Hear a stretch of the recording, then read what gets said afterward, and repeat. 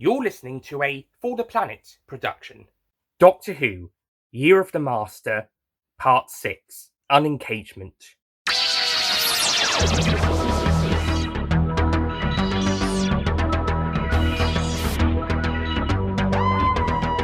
Doctor Who, Year of the Master, Part 6, Unencagement, written and read by Nick Payne.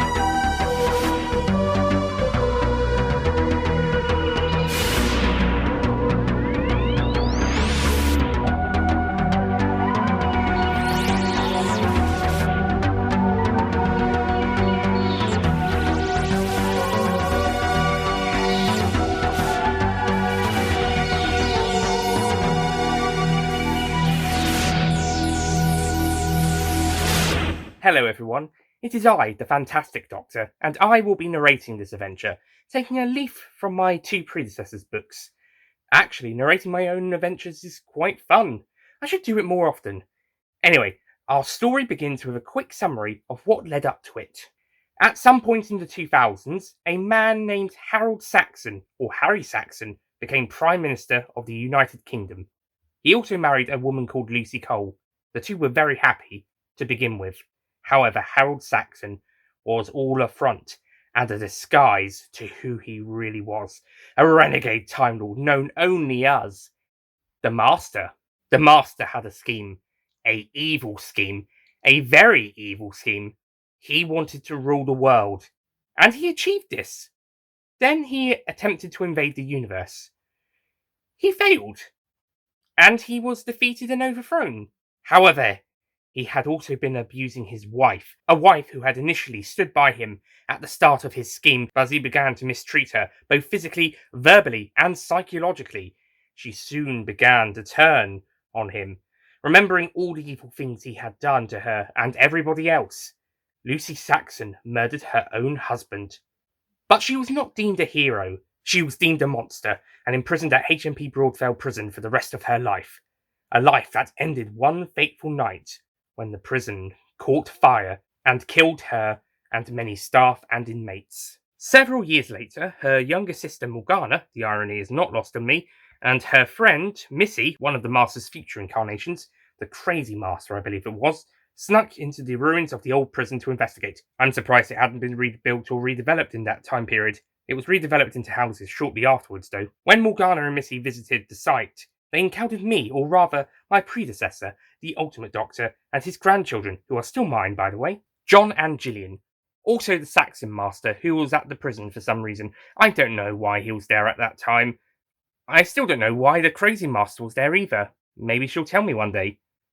There were also some ghosts there. The ghosts of the victims of the fire, perhaps? Or maybe from an earlier point in the prison's history? I'm not really sure. Eventually, we all managed to escape. Both masters left at their own accord, Morgana went home, and me and my grandchildren went to confront Donald Trump, only to encounter Omega and my immediate successor, the Sharp-Eyed Doctor. But that's a completely different story. I have to say, I much prefer that Joe Biden chat to Donald Trump. No wonder the second half of the 2010s was as shit as it was between him, Trump that is, and Brexit and the beginning of the COVID-19 pandemic, which is now affecting the beginning of the 2020s and making it all bit... well... I'm sure you know. So much for a bold new era. Where was I? Oh yes, end of an adventure. The ghosts stayed behind. I don't think they bothered anybody at the redeveloped Broadfeld site. New houses and flats, and no ghosts bothering anyone. Also a new prison opened down the road at Broad Marsh. Yeah, very inventive names they have. Why am I bringing all this up? Well, one day I got myself a phone call from Morgana, asking me for help.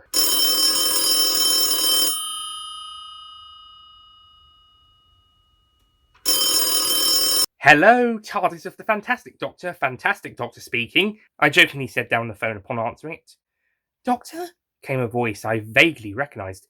I've been around the universe for over 600 years. It's not always easy to remember everyone I've met. Hello? I asked.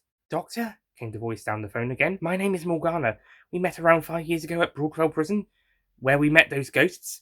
Oh yes, I remember, I said. It's been more than 5 years for me. Closer to around 90. I was a different man back then. Kind of. The voice went a bit quiet, probably taking in all the information. Anyway, I said, how can I help you, Morgana? I think one of those masters is after me, she responded.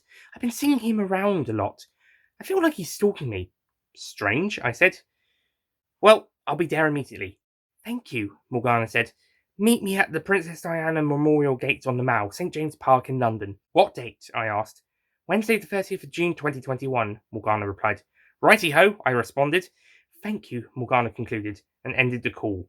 I put the phone down. Poppy was leaning against the console on my right, looking at me with great interest. I noticed she was there. Friend of yours? She asked. Yes, I replied. Well, one I've only met once before, but she needs some help. Well, we better go and help her then, Poppy said. I couldn't agree more, I replied, especially as it concerns the Master. And, who's that? Poppy asked. I explained to Poppy who the Master was, his and her different incarnations, and our history. I then told her of the details of the Saxon Master and my predecessor's encounter with him and one of the future missions where I met Morgana. Well, that was one strange adventure, you went on, Poppy said, laughing as the TARDIS arrived at our destination.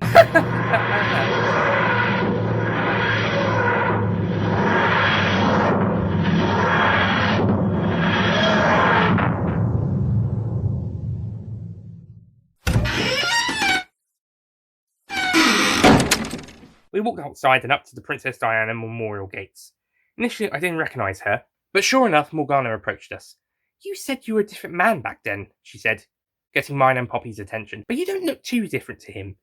Yeah, we look very much alike due to the universe still needing someone like him, but perhaps a little nicer and more approachable, I responded. Doesn't matter too much.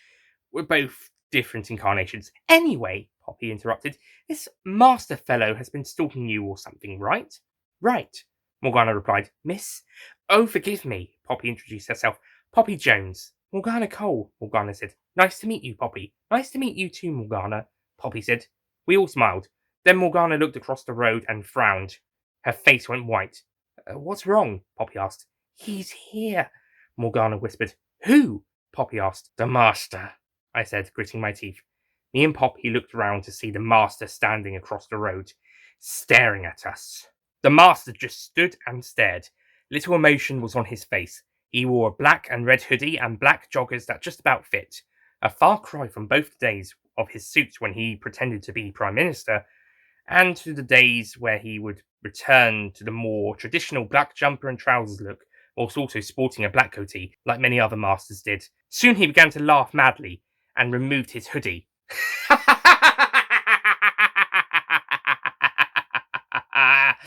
I am so hungry, he said. Oh, great, he's in this phase, I sighed. A few bystanders on the road noticed him and us. Hey, he looks like that bloke, one man said. I think he was from Huddersfield. That Harold Saxon guy, the Prime Minister who went mad and was murdered by his own wife. This made Morgana cross. Don't you be getting any ideas, a man said to his wife. I didn't, she snapped back. But isn't Harold Saxon dead? Another woman asked. Oh, I am so alive, the Master said, and I am so hungry. He stared across the road. Does that mean Lucy Saxon was innocent? Another woman asked. It's complicated, I said.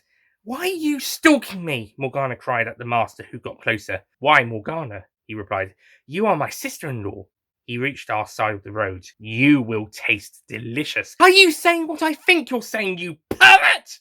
Exclaimed Poppy and slapped him on the cheek. Owie! The Master cried. So all you wanted from Morgana is to eat her? I asked. Yes, the Master said, slightly sarcastically. Oh, you son of a bitch! Morgana screamed. Hey, don't talk about my mother like that, the Master yelled. Yes, the Master's mother is really nice, I said. And she made amazing cakes. Indeed she did, the Master agreed. She made the best cream teas not from Earth, I said. Actually, scratch that, she made the best cream teas not from the UK. The best are from Cornwall and Devon, Poppy said.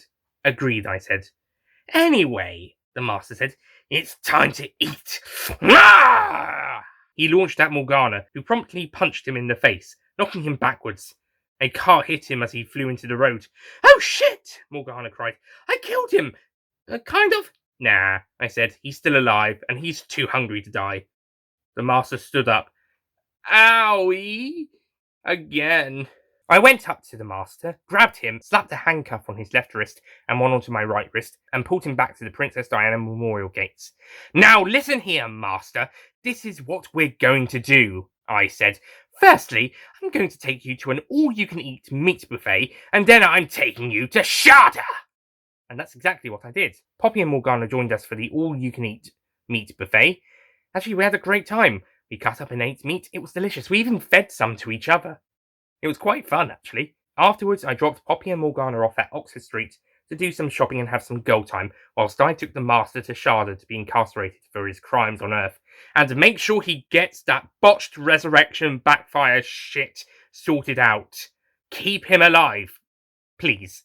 I instructed the guards. Righto, Doctor, the head guard said, and he had the Master taken by the other guards to a specialised cell. I then returned to London, kind of relieved that was all over, actually. I materialised the TARDIS at the Selfridges department store. Funny enough, that's where Poppy and Morgana were.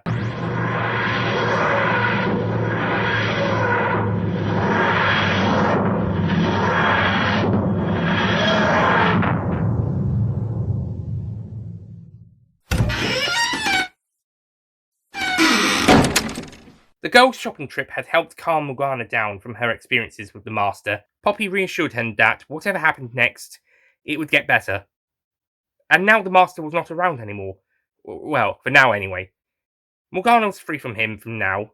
This cheered her up enormously. When I arrived, they were just about to go shopping at the Selfridges store, and I decided to join them. I could go for a bit of shopping. Besides, I need a new scarf. After our little shopping trip, we returned to the TARDIS. You're going to be all right now? Poppy asked Morgana. Yes, Morgana responded. Good to hear, Poppy said. I was thinking, Morgana began, that perhaps, if it's okay, if I could, maybe, come with you guys? Yes, you can, I replied, smiling, and Poppy also smiled. It would be our pleasure to have you on board, she said. Morgana smiled as I opened the door and she stepped inside. Naturally, she had to look outside again, and then back inside. Me and Poppy followed. It's bigger on the inside, Morgana exclaimed. Me and Poppy laughed as we entered. I activated the controls and the TARDIS set off, back into the universe.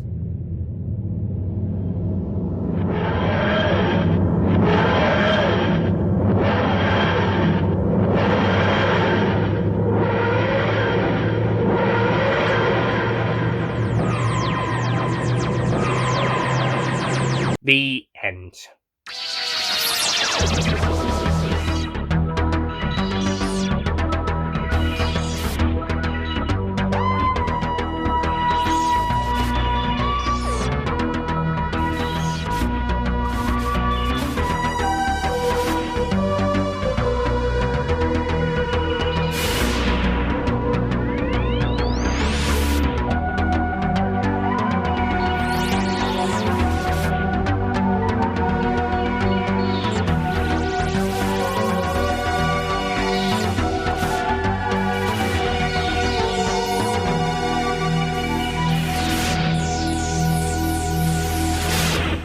Next time, the Sharp-Eyed Doctor and the Theatrical Master take part in a real-life game of Cluedo.